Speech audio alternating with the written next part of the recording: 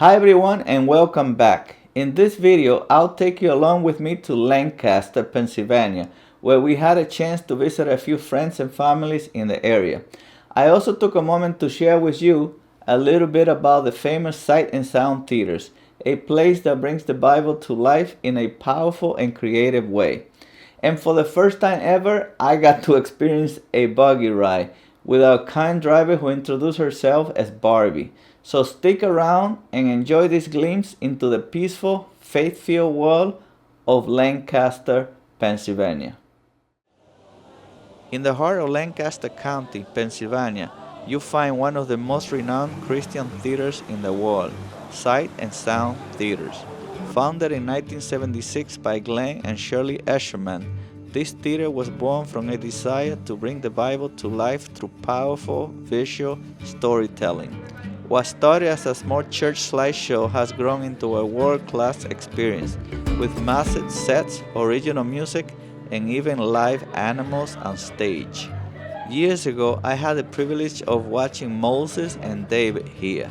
This time, although I wasn't able to attend the play of Daniel, I was happy to see so many visitors excited to witness a message of faith and courage brought to life. Hello, so can you tell us a little bit about yourself? Can you tell us what your name is and where you're from?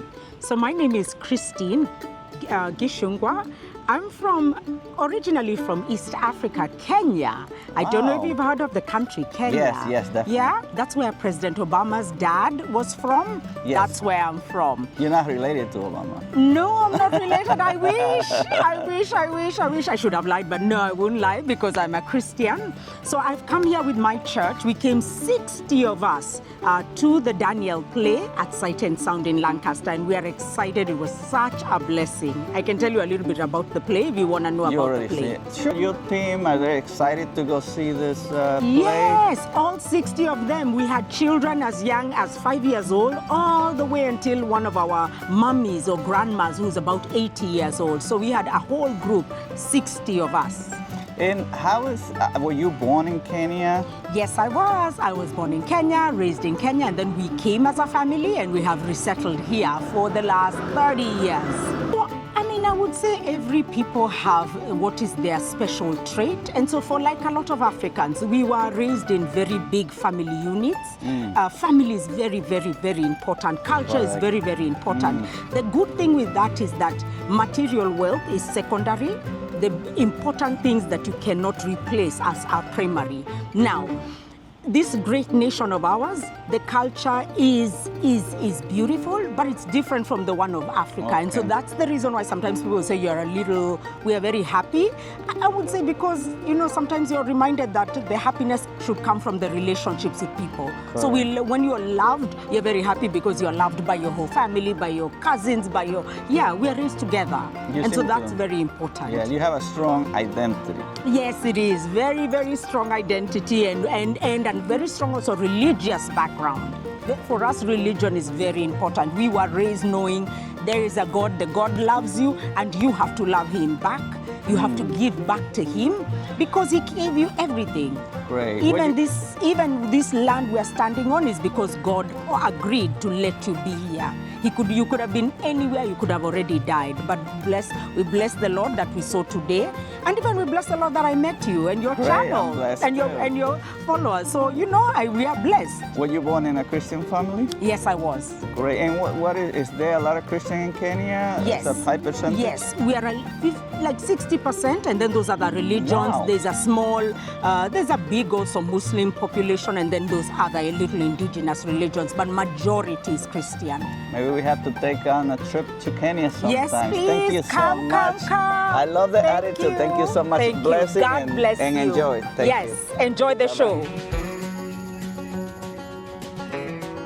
As we drive through the peaceful streets of Lancaster, Pennsylvania, we're surrounded by a mix of history, faith, and simple living. Founded in the 18th century, Lancaster is one of the oldest cities in the U.S., and believe it or not, it was even the nation's capital for one day in 1777, when the Continental Congress fled Philadelphia during the Revolution. Today, Lancaster is best known for a strong Amish presence. Here you can enjoy delicious home-style meals, in traditional restaurants or visit local markets where everything is fresh, handmade, and full of authentic flavor. In Lancaster, life moves at a slower pace, and that's exactly the charm of it.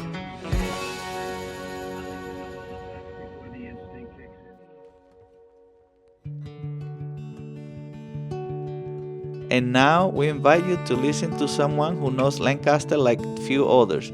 She was our buggy driver during this visit, a kind woman who introduced herself to us as Barbie, a name she shared for personal reasons.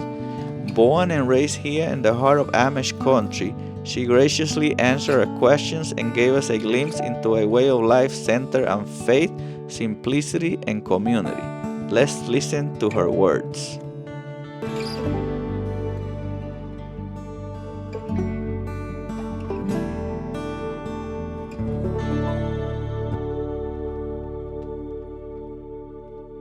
Your first buggy ride. My first buggy ride, definitely, here in Lancaster. Okay, first time in Lancaster too? No, I came here, I think twice already. And can you tell me your name, ma'am?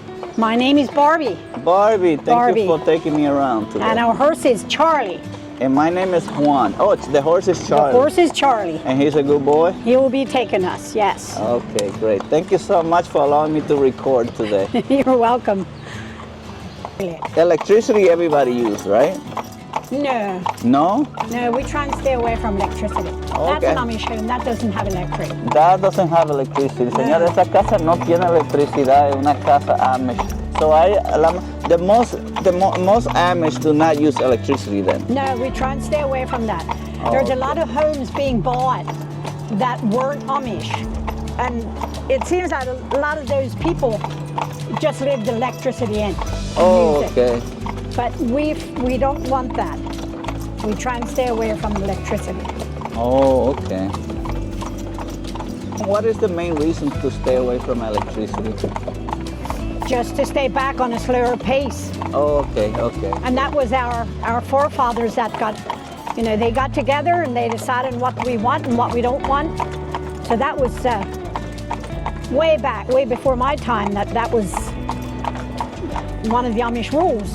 Oh, okay, well, but they moved here probably before electricity was there, right? Yes, So they decided to keep it that way. yes. Like I said, we wanted to be on a more slower pace. And even the style of clothing is more like, what would you say, normally the Victorian era, like was it 200 years ago type clothing, or even before that? The style of clothing. But our style of clothing change. Oh, That okay. keeps changing all the time. Oh, okay. Like my grandmother usually said, if we stay how we are, we always get in style. There's one time the short dresses were in, and then the long dresses, now it's the short dresses again. It's just, the styles keep changing. And the Amish do too. Okay. And is there like a different, I heard something on another documentary I saw that there's like regular Amish and then there's like beachy Amish. What does that mean?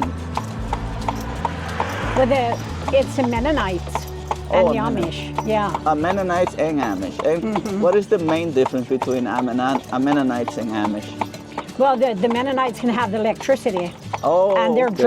their dress is Okay. different. Their dresses are different, their head coverings are different.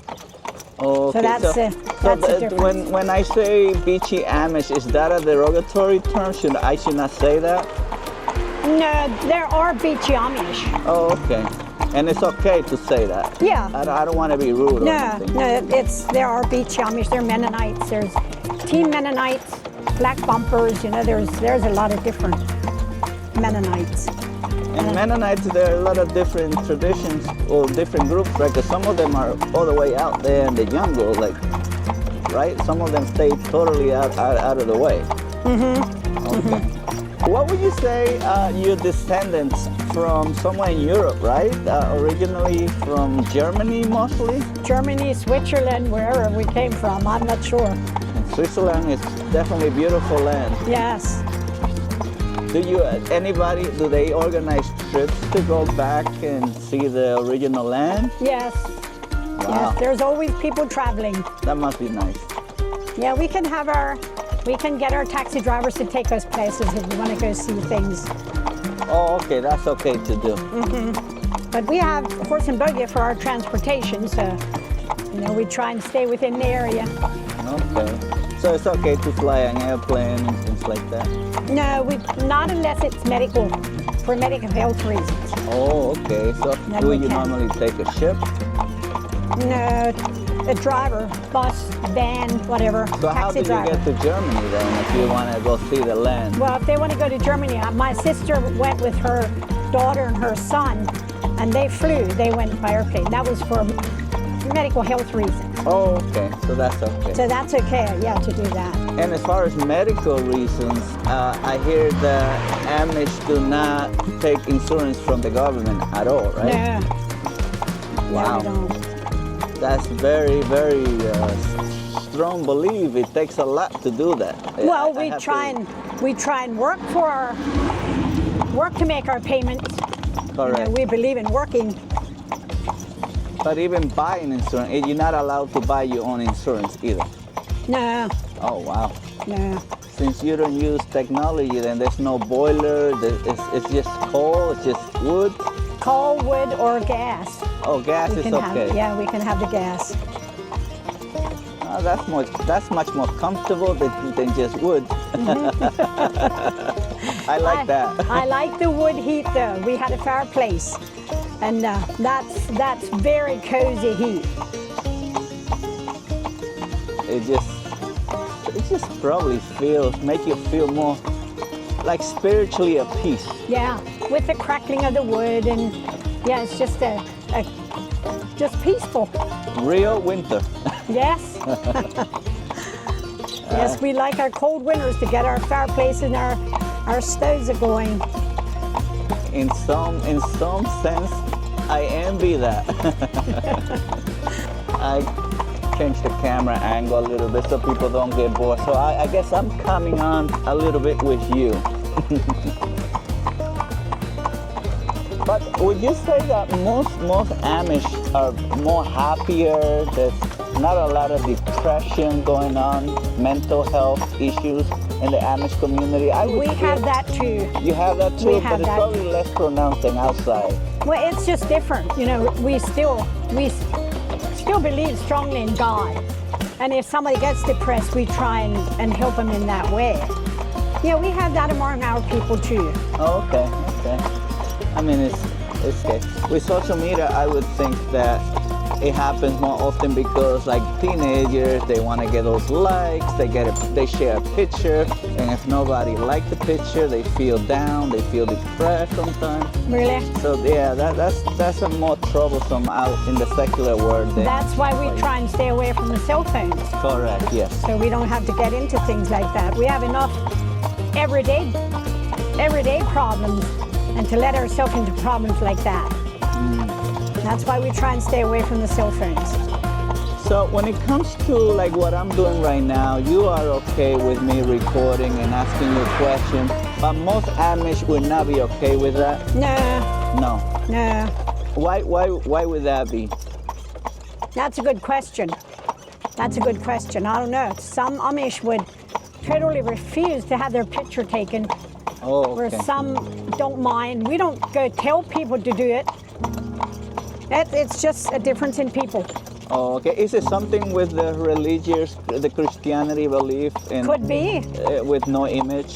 It could be, Oh, okay. but I really don't know. You don't want to have an image of you and 200 years later, people be praying to you. No. I don't think so. So that might have something to do with it, right? That could be. Okay. Yeah, that just might be what it is. And I want you to know I am very, very thankful that you are allowing me to ask you questions and things like that. No, I don't mind. Thank you so much. You're welcome. Bye. Yeah, I feel sorry for the people that have to live in the city. It's tough. But most of them that live there, they like it. Before COVID time, there used to be what they called fresh air kids. You remember that? Children would come out of New York City and out of the cities and come out and live with the Amish people and Oh, on really? the farms. That was before COVID time. They did that actually? Yes, they did. The regular people would come to live with the Amish? Yeah. And that was okay with the Amish community? Oh, yeah. Yeah, we enjoyed that. They'd just wow. stay for 4 weeks, 2 weeks, whatever. Well, there comes a plane. And why don't they do that anymore? That would be Well, great. that quit after COVID. I would love to send my kids over. That's why a lot of New Yorkers did that. And these little kids couldn't believe what they saw. They saw stars. They saw the stars. And I hear stories that is very heroic. Like, I heard of a story of a lady that had to spend over $1 million, and the Amish community came together and took care of that for her. That's normal? No. If we get into big hospital bills or something like that, there's the Amish churches help each other. Oh, okay. Okay. So so then it does happen. The Amish, they take care of each other. Yes, the Amish churches take care of each other. Great. We're coming to an end. Ya estamos llegando al final. This is the end. We come back. That was fast. It felt fast because you allowed me to speak with you. Yeah, this came to an end fast. I agree. Well, Okay. thank you so much. I I hope you appreciate enjoyed it. Yes. And You want that guy back again? oh yeah, because I forgot last time I gave it to somebody. I forgot. You forgot. So thank you so much. Can you say hello to the Dominican community? Can you say hello to the Dominican community? Blessings. So ya estamos llegando aquí.